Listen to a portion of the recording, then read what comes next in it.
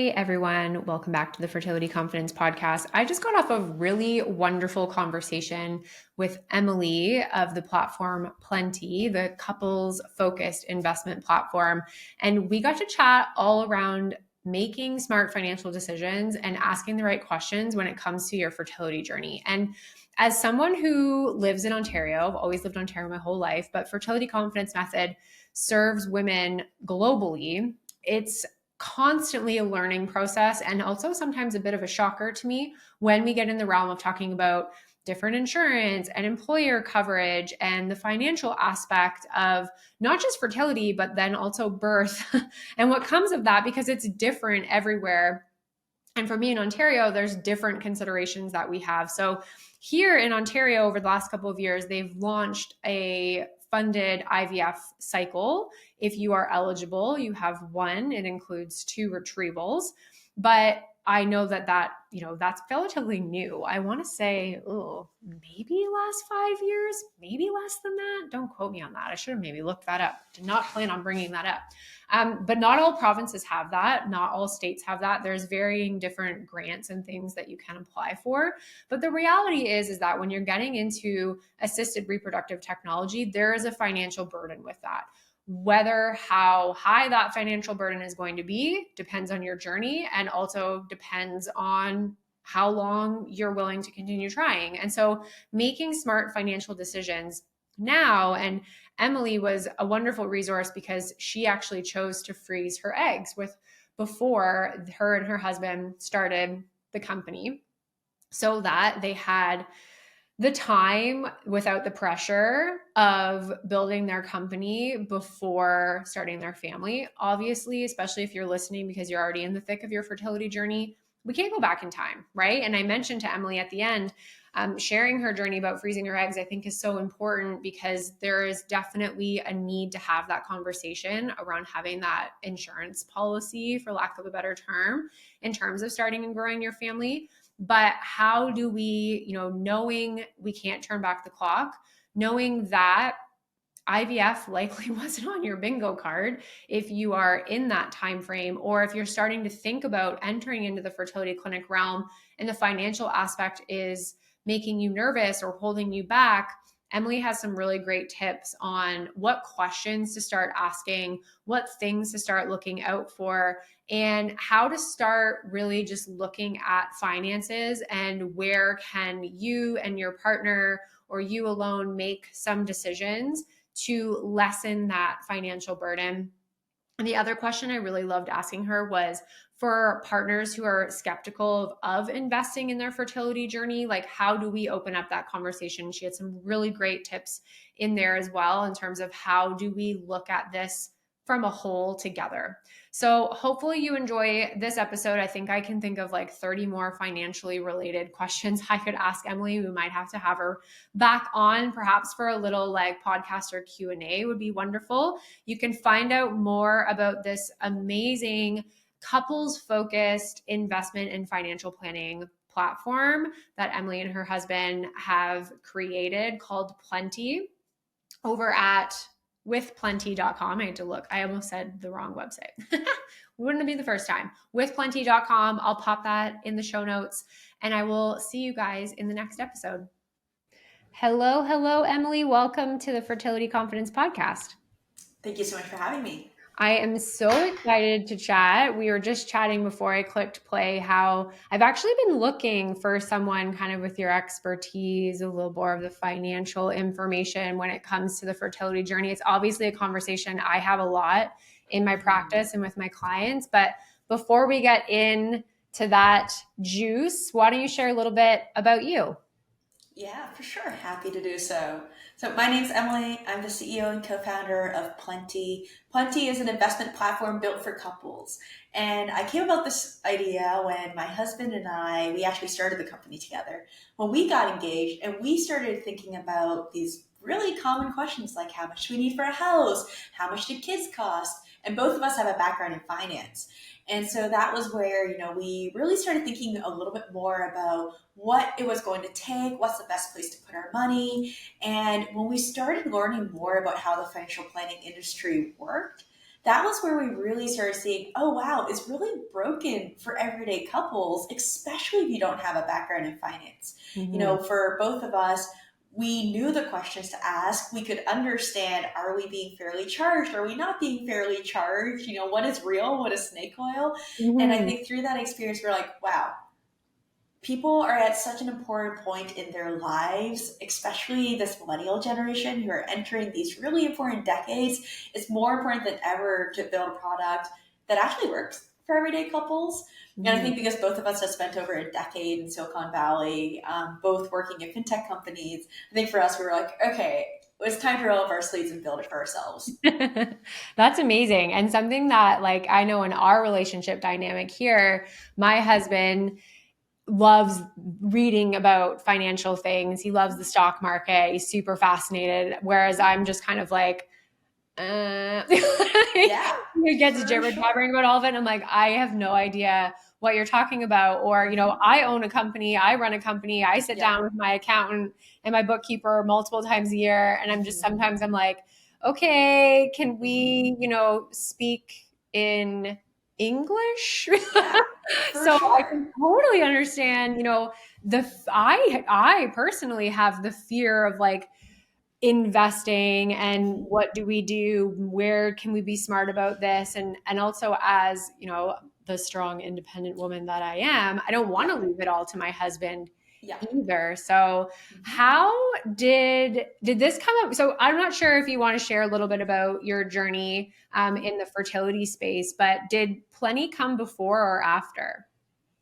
Yeah, so for me, actually, it was something that knowing that we wanted to start a company and start a company together, we Mhm. actually made the decision for me to go through an egg freezing process before we officially started the company when we already had been thinking about it.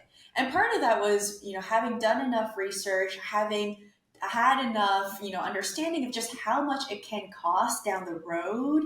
Mhm. What are different ways that you could save money if you have the means to earlier? That was why we actually made the decision to do the egg freezing cycle so much earlier than before we actually, I think, were at a point where we needed it. And Mhm. so for us, it actually was like very sequential there. Yeah, I love that. When it comes to the freezing process, because it's very similar to going through IVF minus the Yes. transfer in that Yeah. instance. So, what are some of the costs that are associated with that process that couples might not be aware of if they're thinking, this might be part of my journey? Yeah, so increasingly now, also, I want to mention that there are programs, there's also employee benefits that can help with the costs. If you don't have access to either the programs that are usually more income based Mhm. or some of the programs that employers can offer, what it typically costs is about $15,000 for a full egg freezing cycle. What that looks like though is usually about 5,000 or so is for medication and Mhm. about 10,000, and these are national averages, are Yeah. for the actual process of all of the different, ultrasound cycles you're going to have to go through, all the testing you're going to need, and then the actual extraction. So it's not enough to just look at, oh, this is what it costs, to do the extraction because the medications alone can be Yeah. a lot. Yeah. And it's different. Like your estimates will be good for our US friends. In Canada, it will be slightly different. And our access to funding and support is going to be different, not just where you live, but employer to employer too, and Yes. insurance company to insurance company too. So always kind of Mhm. checking in and seeing some of my clients in the States specifically, they'll come in and join us in fertility confidence method, and it'll shock Mhm. me when they're like, oh yeah, my insurance will cover like 3 rounds of IVF fully, and I'm like, Yeah.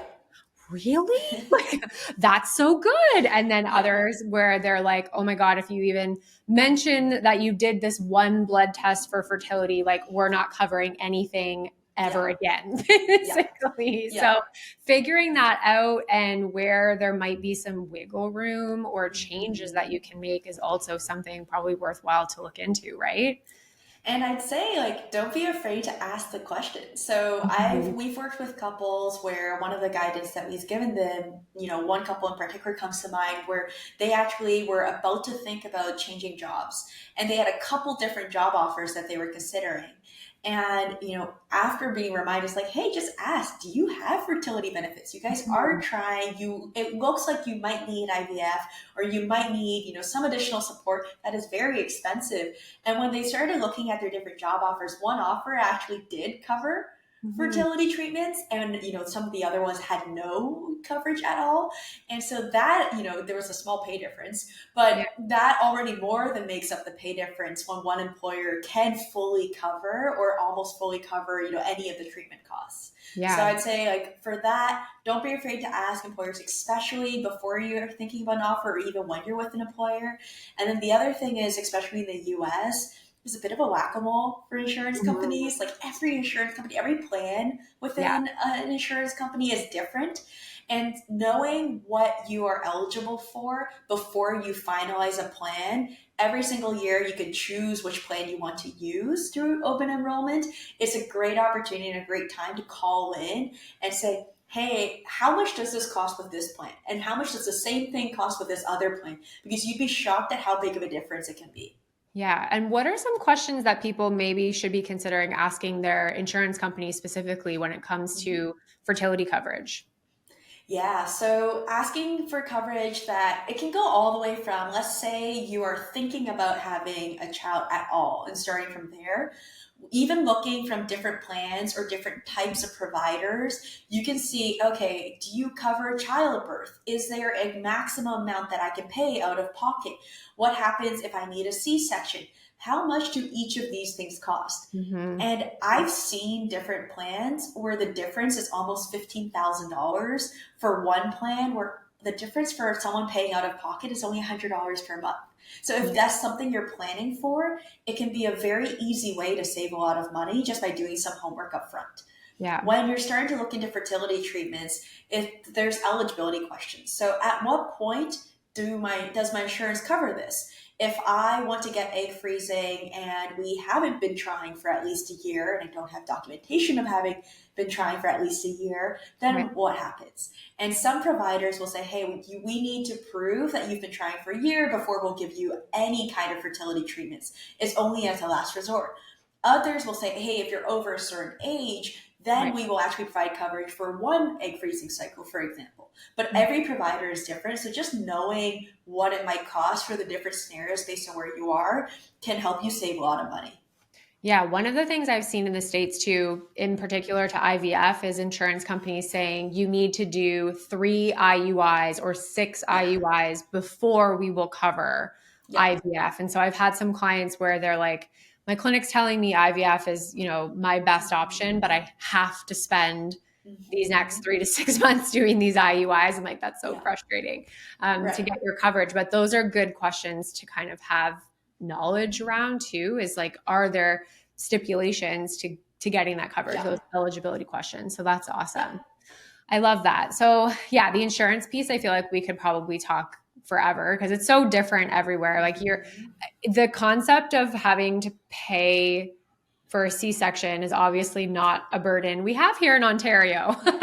That's something that is covered. But I have, and one of the things I've unfortunately seen with my clients is women who have had miscarriages and Yeah. are now still paying for that, and that just breaks my heart. So I think we obviously don't want to plan for those things, but having a good understanding of if you are switching jobs or switching insurance and Mm-hmm. you are thinking about having a family or you're actively trying, these are questions I would have never thought Yeah. to ask. But granted, maybe if I lived in the States, Yeah. that'd be different. But um, that are so important to just know Yeah. what's coming in the future for you.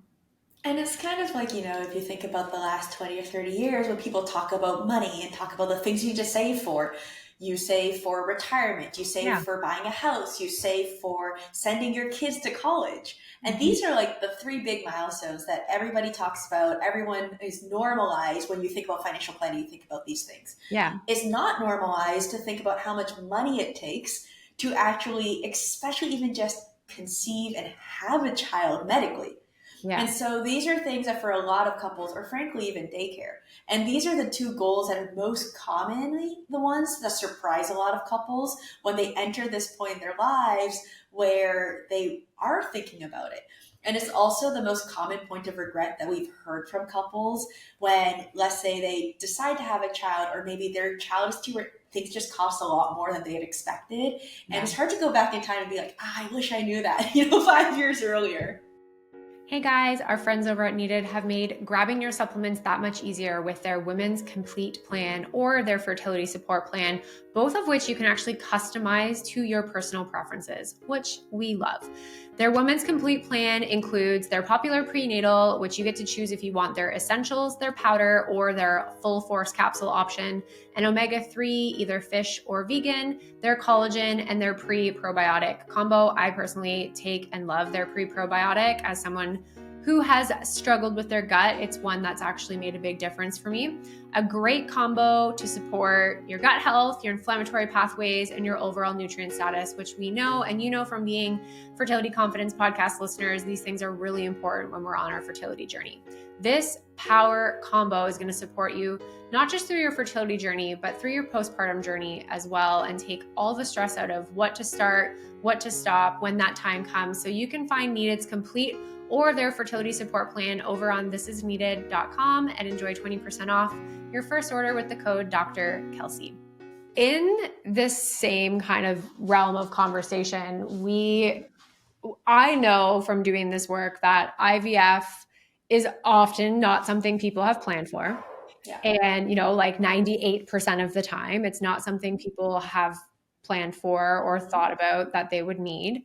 And there is a financial burden associated with that. When it comes to having this conversation with their partners, for example, who might be hesitant because of the cost and the still uncertainty, how do we help open up that conversation for women? Yeah, I think it's a really common topic that can bring a lot of stress, again, because it's not one that we've ever learned how to talk about money, much less money within relationships. And it's an emotional topic. It's the ability to have a family, right? And to really grow that. And so I think it's very common, and that's the first piece of thing I would say is it's uncomfortable. That's normal that it's uncomfortable. And what we typically recommend for a lot of couples, whether they're talking about fertility treatments and the cost of that, or frankly other things that may cost a little bit more than they might have expected in life, in partnership, starting with what's most important to us as a couple. Mm-hmm. And a lot of times when you go back to the values, like what are we looking to build out of our life together?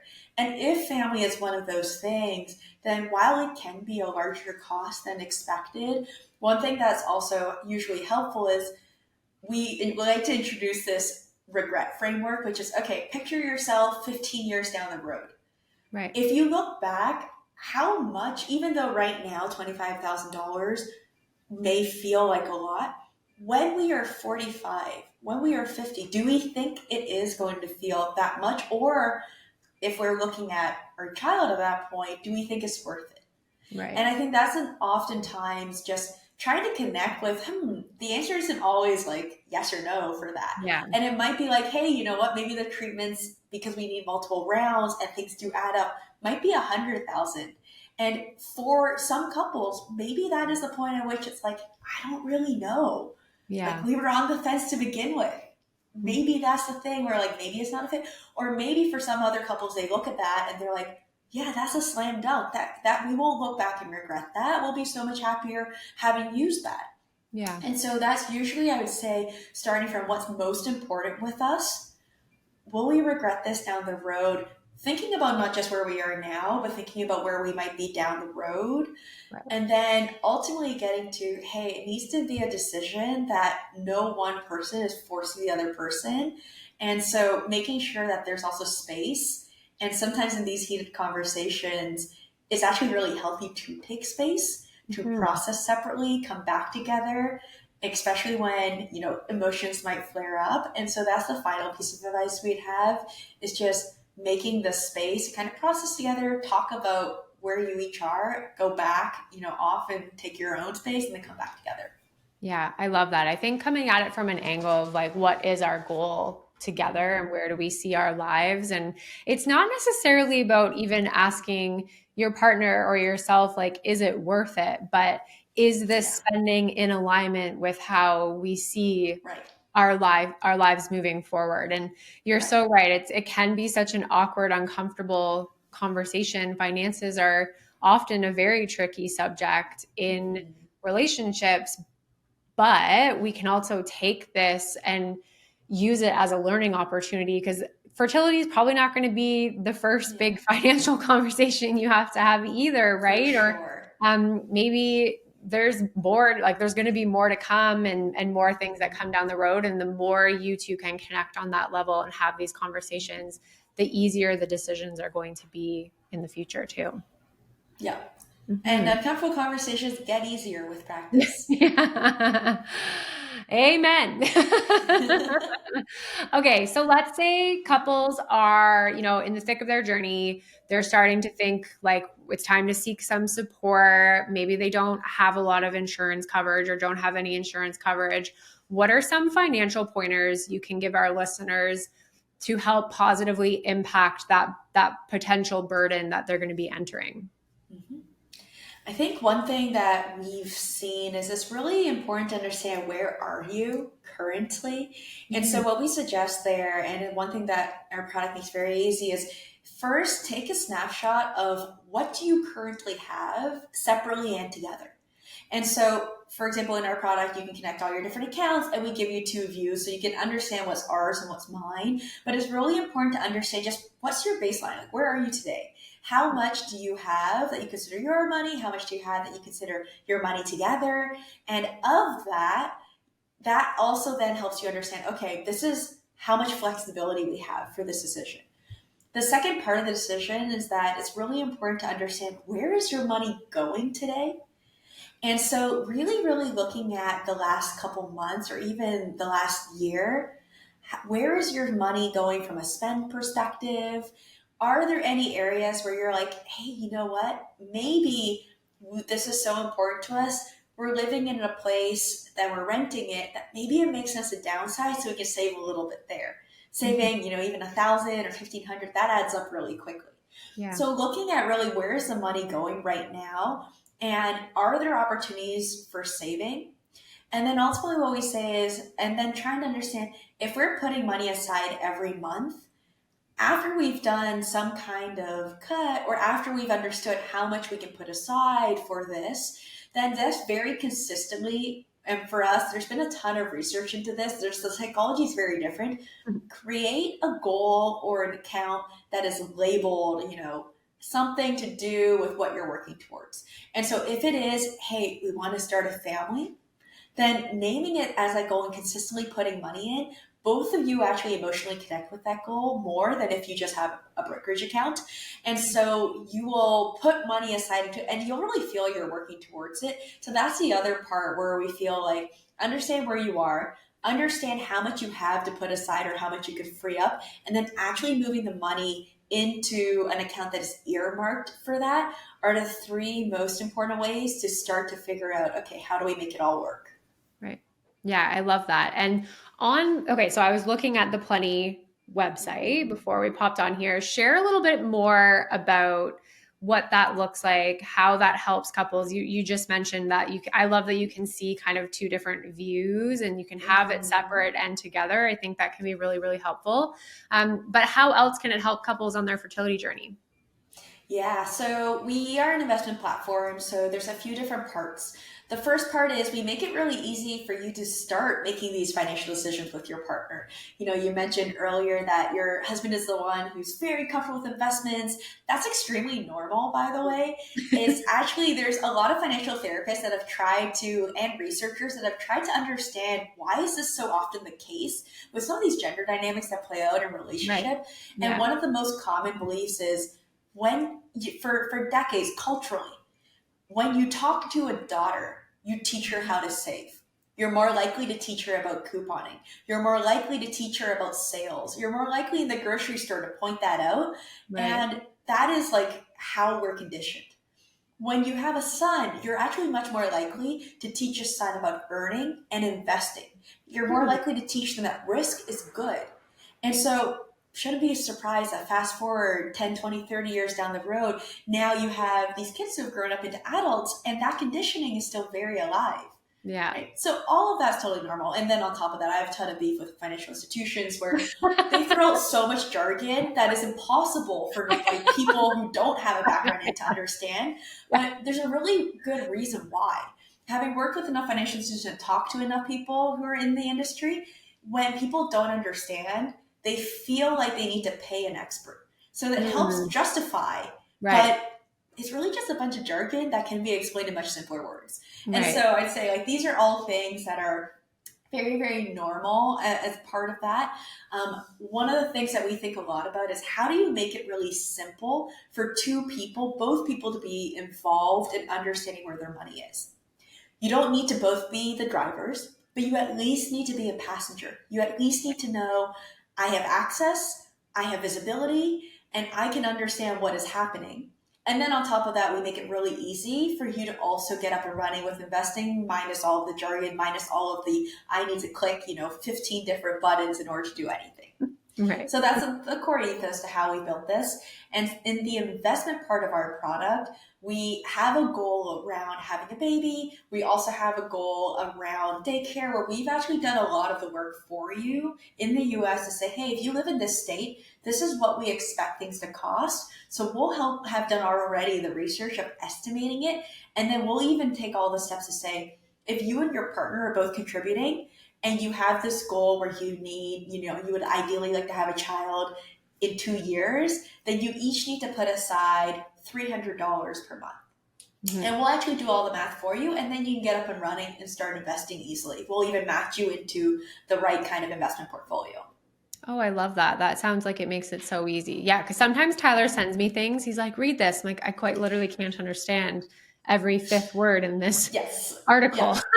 Yeah. And I consider myself an intelligent woman. I'm like, I do not get it. Financial concepts and investing concepts are not as complicated as the jargon makes it seem. Right. But when you call every fifth word, it's like everything can be explained in simpler words. Investing, interest in all of that. But there's not really an incentive to do that in the financial industry because there's so much money to be made off of paying experts to do it for you. Right.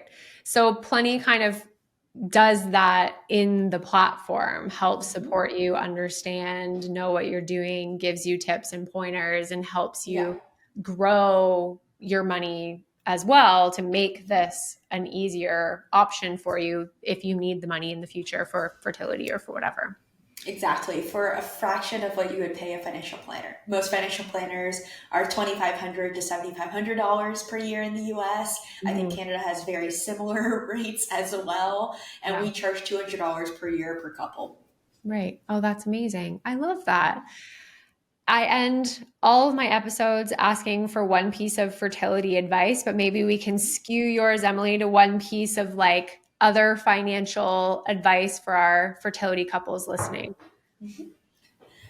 I would say I'll mix those two together for fertility and financial. If you are able to, and I caveat, I'm not a doctor and everyone has their own health conditions and health standards. Considering freezing your eggs early can be not only a financial decision that saves money down the road, but also one that has also helped on the emotional side.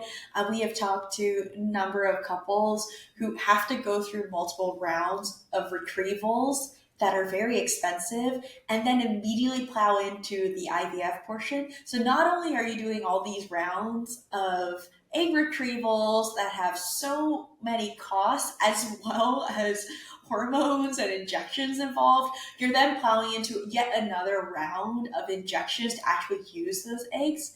Mm-hmm. If you're in a position financially where you can, at a much younger age, go through those egg freezings, then what that means is you potentially are in a position where you might not need as many retrievals, and then you don't have to also do it back to back in the same way. So if that is an option, if you're hearing this and this is something that you've been wondering, this is something that I believe in really strongly. I wrote about my experience doing it when I was 27. That's on our blog post. But I think that is both one that can make the journey a little bit easier should you ever need to go down it. And then also be a savvy financial decision because now you have this in your back pocket as an insurance policy.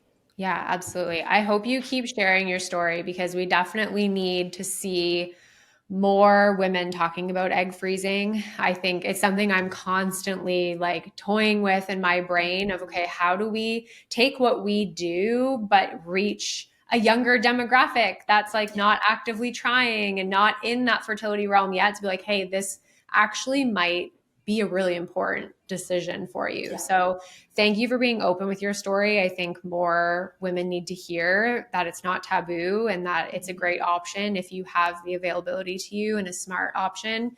And in the long run, could also be a great financial decision, which is awesome to hear. So I really appreciate you chatting with me, Emily. This was so informative. How can people find more about Plenty? Yes. So you can learn more about Plenty at www.withplenty.com. Amazing. And I'll make sure that's in the show notes and hopefully we can chat again soon. I love that. Thank you so much.